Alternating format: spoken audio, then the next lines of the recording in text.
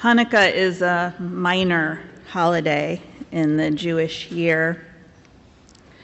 But at least in the United States, Christmas has gotten so big and it involves so much good stuff that kids love, like Santa and reindeers and lights, that Hanukkah has gotten much bigger too. Did you know that you can buy a Hanukkah bush now? You can get one on Amazon, complete with blue Star of David ornaments. There's even a Jewish equivalent to the dreaded by parents everywhere elf on a shelf. You groan, I know. Well, the Jewish version is called Mensch on a bench. I know, right? There's actually another one called Schmelf on a shelf, but that one didn't take off. Mensch on a bench is big. So Mensch on a bench, it's a little rabbinical-looking guy wearing a prayer shawl. And he's supposed to watch over things during the 8 days of Hanukkah, just like the elf on a shelf does during the days leading up to Christmas. I didn't celebrate Jewish holidays growing up. We always had a Christmas tree. Once my mother had to shove it into a closet, decorations and all, when my very religious aunt came to town unexpectedly. It was so not good. And there's 6 of us children, and we're all like, where did it go? Where did it go? And she's like, shh. My once Orthodox Jewish grandmother loved Christmas more than anyone I knew. But Alan grew up celebrating Hanukkah, and he says it was distinctly underwhelming, except for getting to eat latkes, of course. 8 nights is a lot of nights for parents to find presents for, after all. So he remembers it as the pencils and notebooks and new underwear holiday. The story of Hanukkah is not actually in the Hebrew Bible. It's found in a text called the First Book of Maccabees, which didn't make it into the Hebrew canon, the 24 books that make up Jewish scripture. So here's how the story of Hanukkah is told in the book of Maccabees. And spoiler alert, the part about the oil lasting 8 days isn't in there at all. In the year 167, before Common Era, the Greek-Syrian ruler Antiochus IV abolished religious freedom for the Jews in Judea, which is the southern region of Israel. All Jewish worship in Judea was banned, all Torah scrolls were supposed to be destroyed, and it became illegal to observe the Sabbath. Antiochus took control of the great temple in Jerusalem, which was the center of Jewish worship, really of Jewish life. He commandeered all the money in the temple treasury, which served as a bank for the Jewish people. He destroyed the sacred objects, and he dedicated the temple to the Greek god Zeus.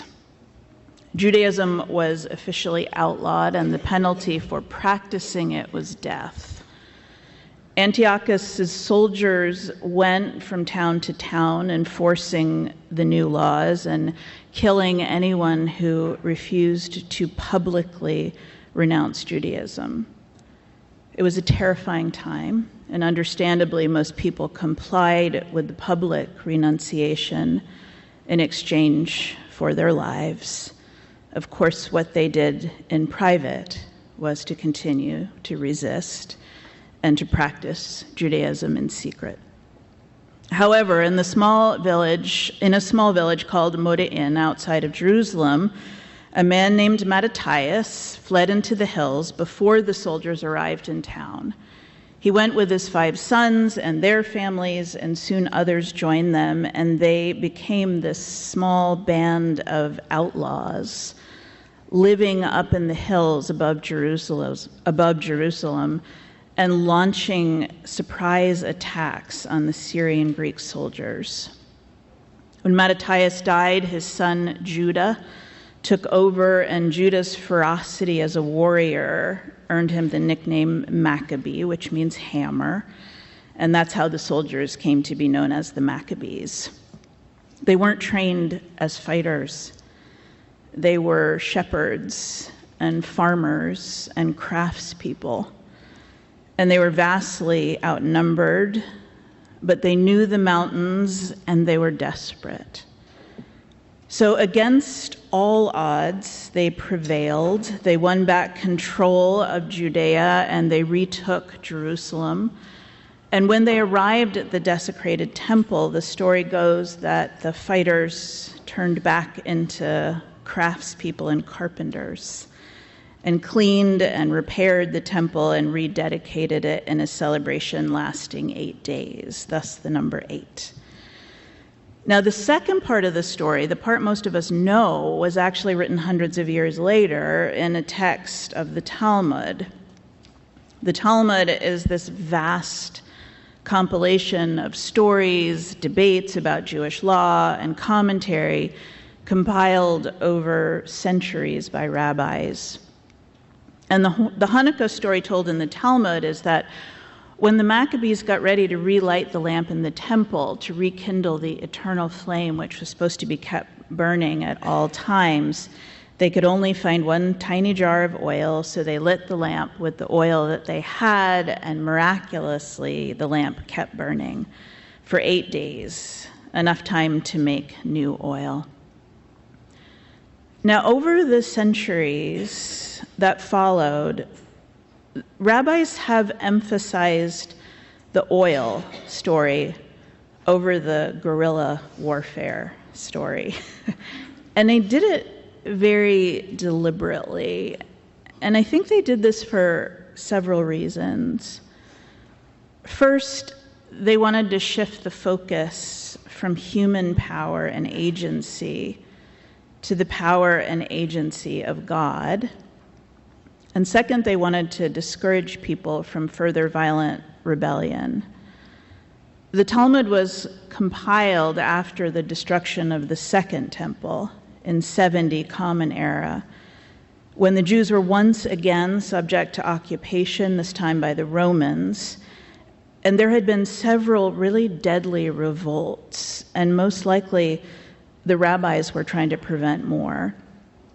And finally, with the temple now destroyed, they wanted to make Jewish ritual and observance something people could do anywhere, which I think is truly brilliant. Jews were living under economic and political repression. They were leaving Judea in large numbers, and so Jewishness needed to be something that they could carry with them in the diaspora. And celebrating the miracle of the oil was portable. People could do it anywhere. Rabbi Michael Lerner is the editor of the progressive Jewish magazine Tikkun, and he talks about this split of emphasis on warfare or miracle of oil, and says there's another perspective on the story, and one that might actually speak to the moment we are in right now, Jewish or not. He writes about what he thinks is the real miracle of the story, which is that people can unify against oppression and win against what at first seems like completely overwhelming odds, but only if they believe there is something about the universe that makes such struggles winnable. Not winnable in the present moment, maybe, or even the near future, but ultimately, that if people have hope that love and goodness will prevail in the end, it makes impossible things possible. He writes, there's something in the universe that makes liberation possible. And that something is celebrated when in the darkest times of the year, many of us light the candles of Hanukkah just as Christians light the candles, celebrating their own version of that force in the birth of a baby they believed would become a liberator. I believe the rabbis of the Talmud were using the oil story to teach their people another way of survival, to teach them a way to live when we cannot change outer circumstances, when we feel powerless and sometimes are actually quite powerless against whatever forces we are up against. And the way to do that is to keep the light burning, even when you're afraid you don't have enough, because this is how we endure. This is how we learn resilience. And this is how we resist when we cannot retake the city. We choose to light that lamp anyway and do what we can. Rachel Naomi Remen is a doctor and a healer and a storyteller. And she says that the lesson of Hanukkah is also about light, of course, about how human beings have both the gift and the responsibility to make more light in this world. And she has a story that I've told you before in her book called My Grandfather's Blessings. And it's about what she learned of Hanukkah from her grandfather, who was a rabbi and who was someone who, as Remen puts it, showed me what it means to live so simply and honestly that you become a light in the world. So here's a slightly adapted version of that story. When I was in the first grade, our school became interfaith. So besides decorating a little Christmas tree in every classroom, each class participated in the lighting of the Hanukkah candles. And on the first day of Hanukkah, the teacher told us the story of the Maccabees. So I went home and asked my grandfather if he knew the story about those fierce warriors. And he smiled and said, "I do. War is always a time of darkness."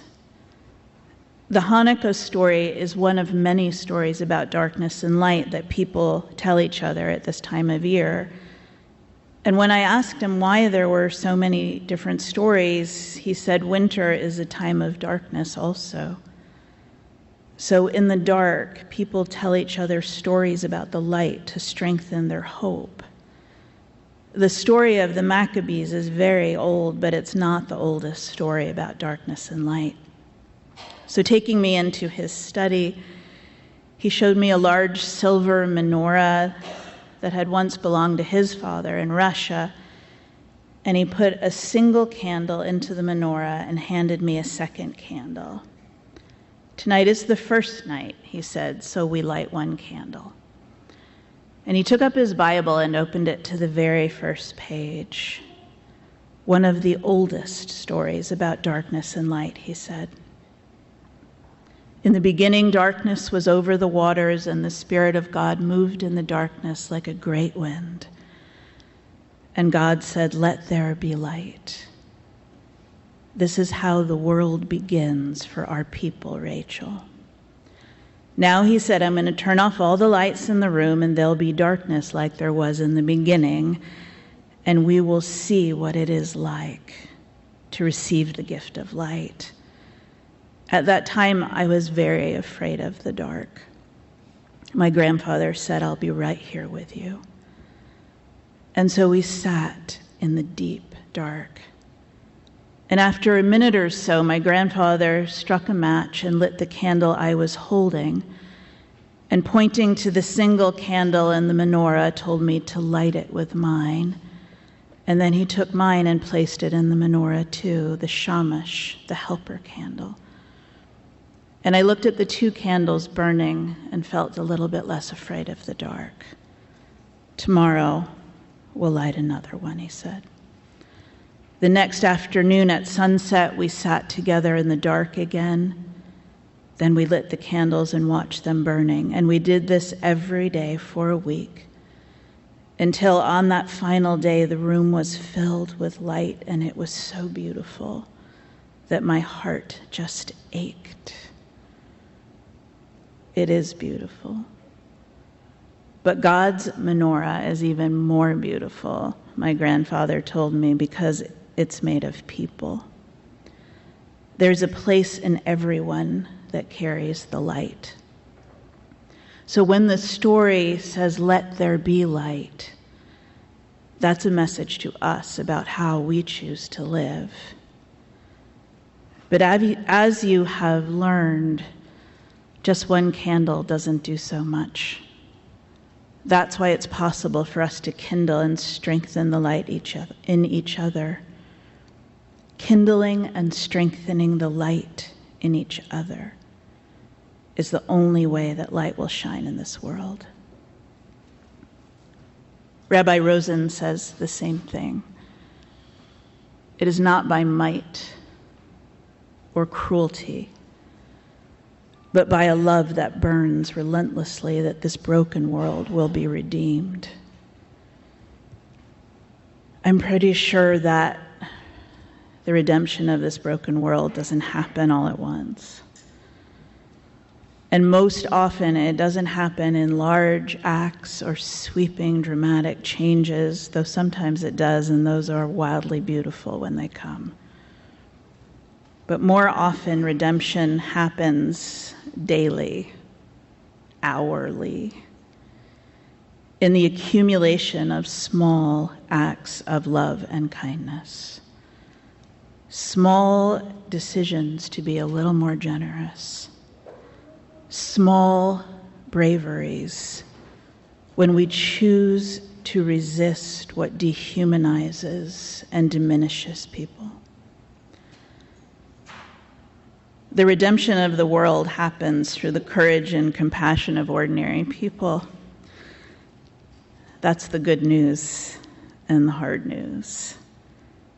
It happens through people just like us, who choose to carry the light.